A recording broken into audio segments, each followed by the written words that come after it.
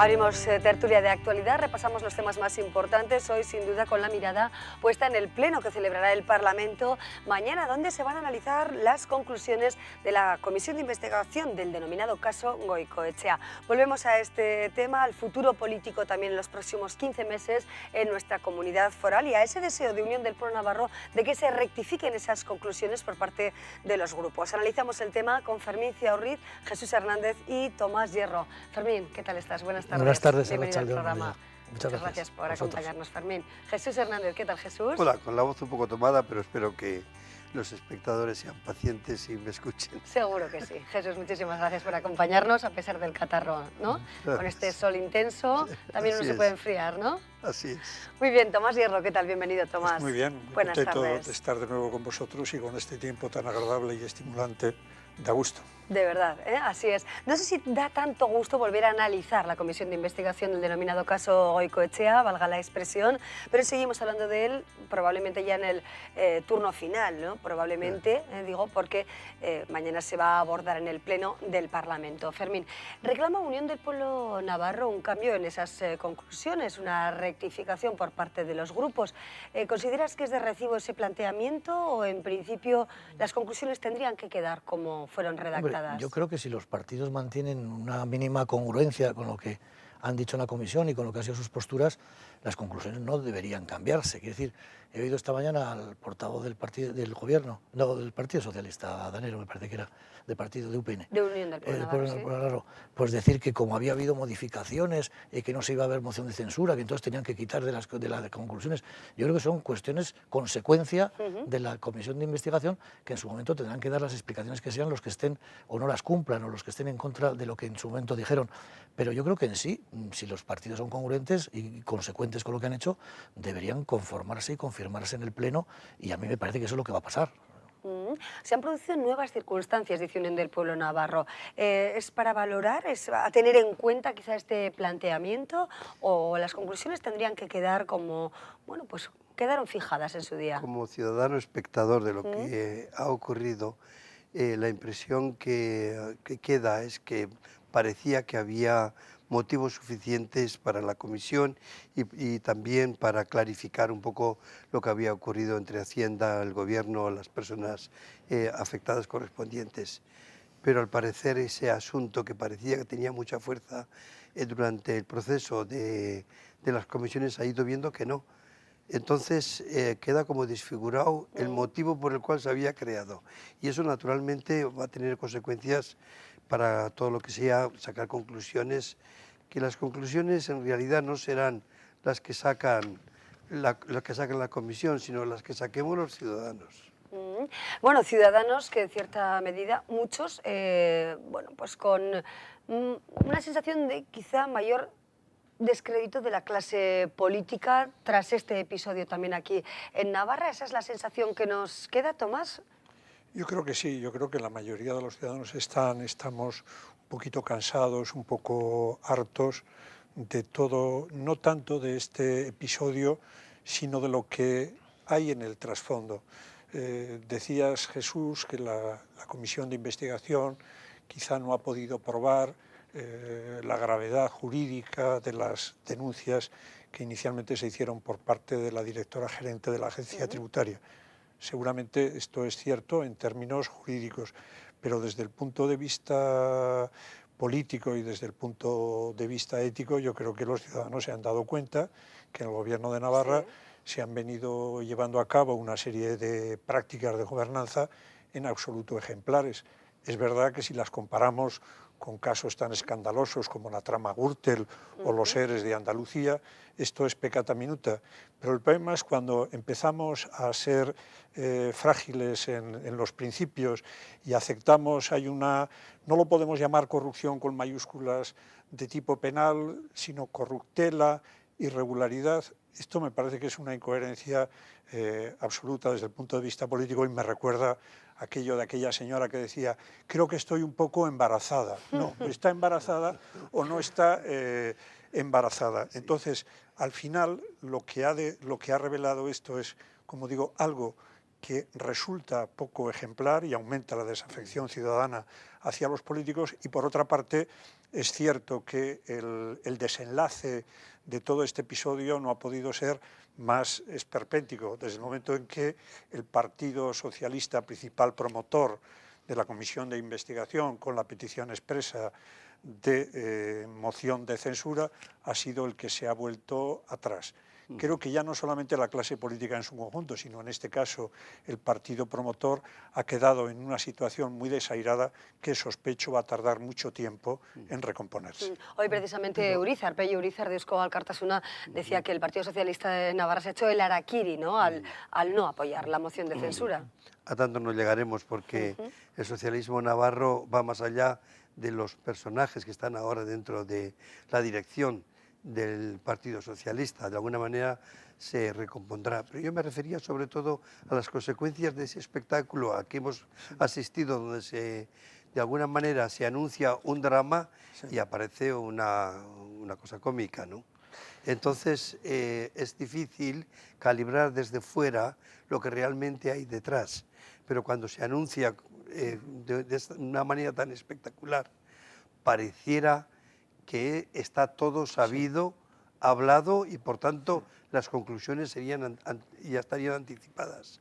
Pero no ha sido ese el resultado. Por eso los ciudadanos, digo yo, me remito a los ciudadanos tenemos que saber ya y tomar posiciones respecto a las personas que nos están representando. Ni es de recibo el que haya pequeñas o grandes corruptelas o influencias endogámicas, o como se quieran llamar, ni es de recibo que un partido político inicie un proceso de desestabilización de toda la comunidad y al final resulte pues casi nada. No puede ser. Lo que sí está claro desde mi punto de vista es que el pleno de mañana no va a tener más que un sentido de puro trámite, puesto que el objetivo fundamental de la comisión ha quedado ya neutralizado desde la noche del pasado miércoles, y por lo tanto lo único que va a hacer es ahondar ese descrédito hacia la clase política. Yo creo que ahora lo que queda con sentido realista es mirar hacia el futuro. La presidenta Barcina parece que persiste en la idea de no dimitir. Yo sospecho que si las elecciones se convocan en principio en mayo del año que viene, nos queda un final de la legislatura verdaderamente terrible. Por decirlo en términos deportivos, serán unos meses políticamente basura, puesto que el partido ya está, el resultado ya se sabe de antemano, y por lo tanto el grado de crispación que cabe imaginar en la mayoría de los partidos, en todos los partidos de la oposición, va a ser notable. Como lamentablemente ocurre en estos casos, una vez más los ciudadanos, con el paro, con los problemas de vivienda y los servicios de educación, sanidad y políticas sociales, son los que seguirán pagando los platos rotos de este desconcierto.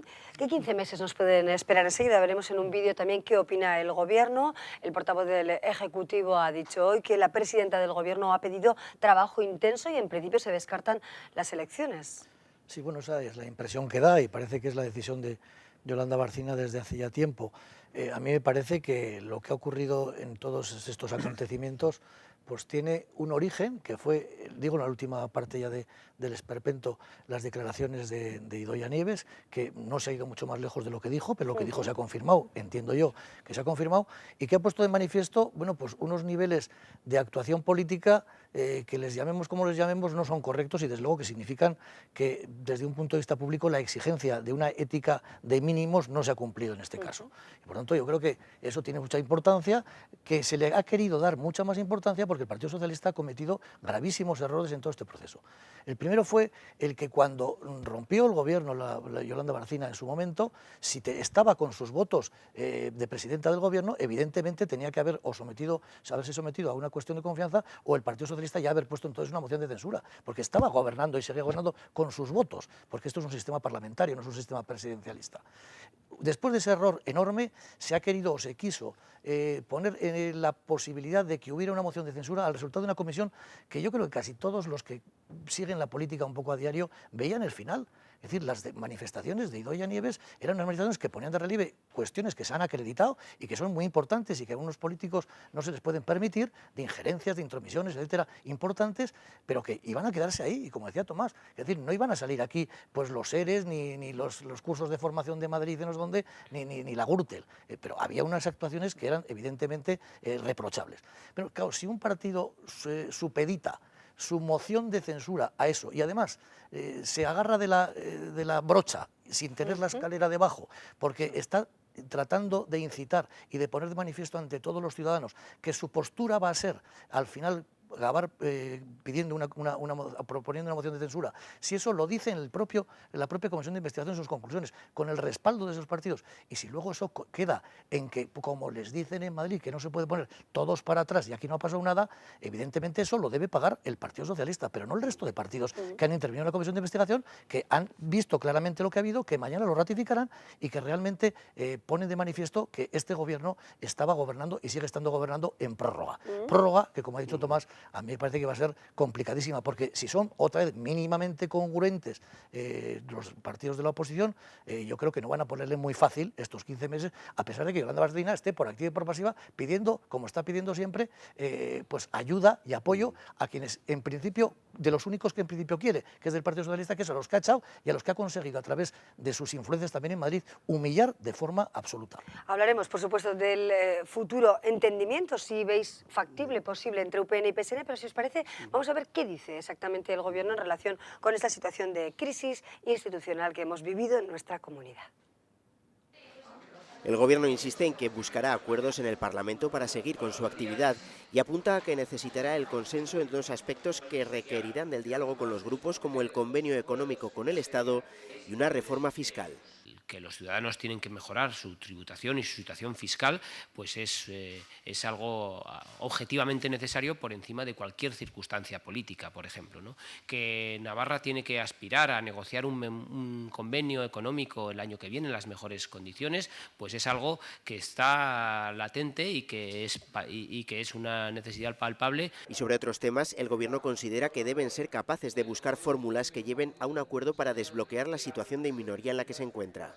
Y si el Gobierno pues es capaz, y está llamado a ello, de ofrecer soluciones, pues el Parlamento tendrá que pronunciarse sobre esas soluciones. Y ahí, por difícil que sea la situación, hay que apelar precisamente a que se pongan por encima de los intereses de partido o por encima de estos prejuicios o predeterminaciones, pues los intereses de los ciudadanos. El Ejecutivo vuelve a decir que no contempla el adelanto de elecciones porque considera que la situación se soluciona con medidas y no con un nuevo Parlamento. La presidenta no contempla esta circunstancia y además ha dado instrucciones pues, a todos los consejeros y a todos los departamentos a trabajar con intensidad.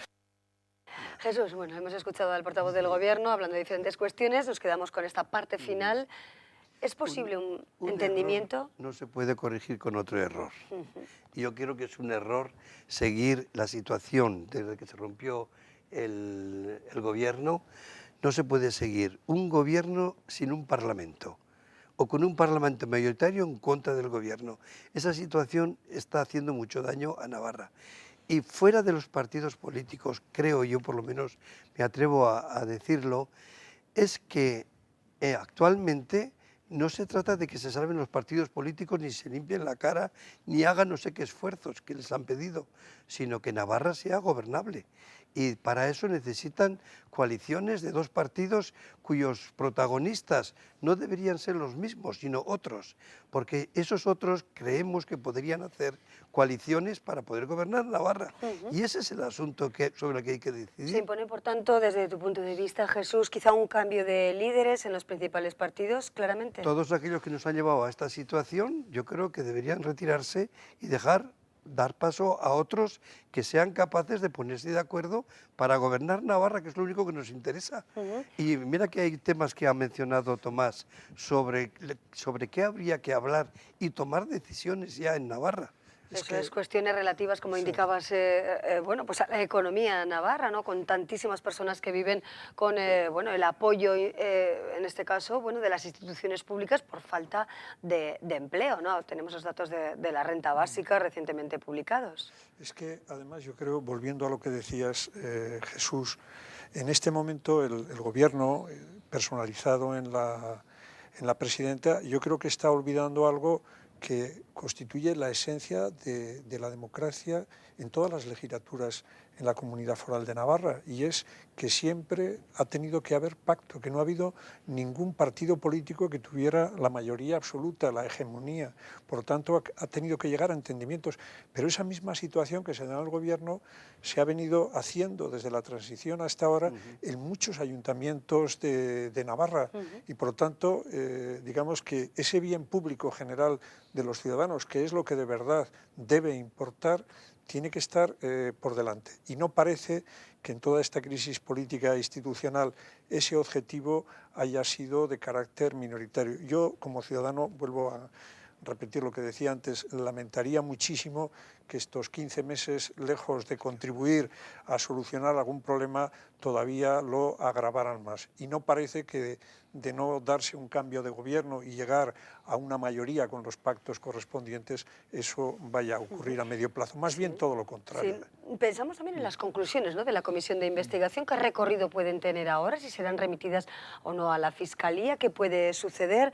También recordamos ese acto de conciliación que se planteó entre la exdirectora de Hacienda y la consejera Goikoetxea. ¿Qué recorrido legal tiene esto, Fermín? Yo creo que son cuestiones distintas que tampoco se pueden mezclar. O sea, el acto de conciliación entre la consejera y la exdirectora general es un acto de conciliación planteado por la consejera en función de que parece que podía ser el previo a interponer una querella, una denuncia, etcétera, por cosas que a ella le habían podido entender o pudo entender que eran injurias para ella o calumnias.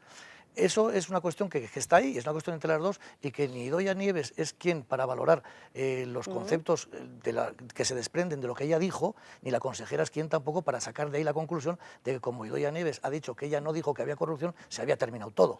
Sí, si hay o no corrupción, si hay o no delitos de tráfico de influencias, si hay o no cuestiones que exceden de la actividad política y que tienen algún tratamiento jurídico, lo tienen que decir los tribunales. No importa lo que diga, lo importante de Idoia Nieves es lo que ella detecta, lo que dice y lo que manifiesta, no la conclusión que saque ni la evaluación que haga. El delito de tráfico de influencias, me parece que lo comenté algún día, es un delito pues, de pura actividad, o sea, no exige resultados.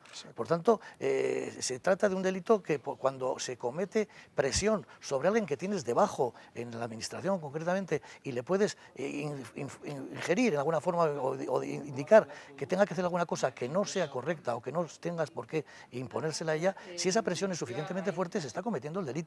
Por tanto, con independencia de que efectivamente luego el juzgado diga que no hay delito de corrupción o deja de haber, que sería el colmo, que si después de todo esto que ha pasado, dentro de 3 meses hay un juzgado que inculpa o que procesa por delito de tráfico de influencias a alguna de las implicadas, concretamente a la consejera, pues ya sería el colmo en cuanto a toda la trayectoria de este problema, ¿verdad? Pero aunque eso no ocurriera, es decir, la valoración que han hecho la Comisión de Investigación, y para eso está, es una valoración que no tiene trascendencia jurídica, pero que sí tiene una trascendencia política. Y estoy hablando yo de esas imputaciones que se hacen de no haber mantenido, de no haber de la exigencia de unos mínimos de ética pública que no tienen que ser los mismos que se exigen para que haya un delito. Es decir, el delito tiene un escalón y los mínimos tienen que ser otros. Y al ciudadano normal se le puede exigir también una ética de mínimos, y al político hay que exigirle todavía mucho más ese rango. Porque evidentemente no se puede estar así gobernando con este tipo de características. Y eso, claro, traduce y se pone de manifiesto después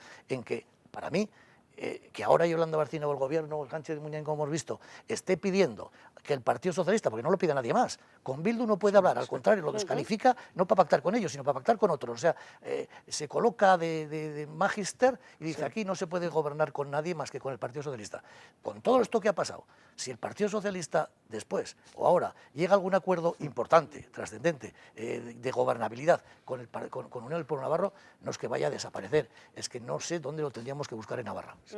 Bueno, veremos a ver qué escenario electoral se produce o postelectoral, qué acuerdos se pueden articular en Navarra, de momento no sabemos, pero ahora hay 15 meses, bueno, pues de un periodo complicado desde luego para nuestra comunidad foral, ¿no? Todavía no se ha hablado la última palabra, es decir, estamos hablando de esos 15 meses. Yo espero todavía el anuncio de nuevas elecciones. Además sería una salida bastante digna para todos. De todas formas, yo quería subrayar un detalle que estos días no he oído ni he leído comentar, y es el término que estamos empleando todos también ahora mismo a propósito de este episodio: presente, pasado y sobre todo futuro. Escenarios. Escenario es un término tomado directamente del teatro. Habla de panorama, de situación, y yo creo que simboliza en sentido figurado muy bien lo que comentaba Jesús hace un rato, esa idea de farsa, de una especie de guión montado que nos podría producir sonrisa, carcajada, hilaridad, si no estuviéramos hablando de cosas tan serias. Las palabras normalmente no traicionan nunca, y en este caso yo creo que la mayoría de los políticos las han utilizado sin darse cuenta de que estaban utilizando una trampa para sí mismos. Solo recordar la semana pasada la palabra pantomima, yo creo que se repitió en innumerables ocasiones. Se podría analizar el vocabulario empleado en toda esta crisis institucional y casi, bueno, podría dar para unas cuantas páginas, ¿no? Claro, pero pantomima se empleaba en sentido teatral y escenario se hacía con un sentido muy riguroso, de supuesta gravedad y seriedad. Efectivamente. Bueno, quizá ahí el grado de desconocimiento de muchos representantes políticos, ¿no? Del sentido real de las palabras. Muy bien, bueno, pues nos quedamos hoy con estas reflexiones. Veremos a ver qué sucede mañana en ese pleno del Parlamento de nuestra comunidad. Fermín Ciaurrit, muchísimas gracias por acompañarnos. Gracias a vosotros. Jesús Hernández, muchas gracias también. Jesús, gracias, también. te recuperes del catarro. Gracias. Y Tomás Hierro, gracias también, como siempre. Gracias a ti una vez más. Amaya. Bueno, nosotros continuamos después de conocer un poquito las opiniones de personas que conocen bien la realidad política y social de nuestra comunidad. Vamos a hacer una breve pausa, pero antes les anuncio que tenemos varias entradas para ofrecerles. Si ustedes conocen la respuesta a esta pregunta, probablemente recordarán a esta mujer. Hizo un programa de televisión hace ya bastantes años que tuvo muchísimo éxito y que, bueno, pues trabajaba en una cocina realmente. Es una mujer, no sé si la recuerdan, Elena Santonja. Tiene ya, fíjense, más de 80 años. Yo creo que muchos la recordamos en nuestros años más jóvenes. ¿Cómo se llamaba, no? ¿Cuál era el título del programa que presentaba y dirigía Elena Santonja, que estos días va a estar en Pamplona? Si lo saben, pueden llamarnos al 948 13 8200 y podrán participar en el Congreso Cocinarte. Luego hablamos de él.